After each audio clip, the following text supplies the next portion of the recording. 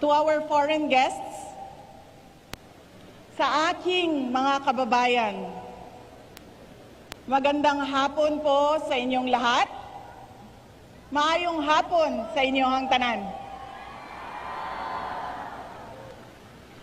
One of the most important lessons I have learned as I navigate life, and the same thing that I believe we should ponder upon as one country, united in our determination to overcome our difficulties and achieve our aspirations, is that we should commit to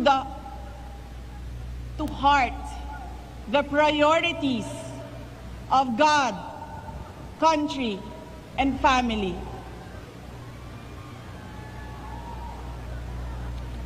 My life is a testament to the power of a God whom we know by many names. My younger self was consumed by a dream to become a doctor. I pursued a pathway that I thought could help me realize that dream. But I was directed toward another way. And now I am a lawyer. When I committed myself to governance and public service, I was also determined to finish 3 consecutive terms as mayor. That will not happen anymore. I am now the Vice President-elect.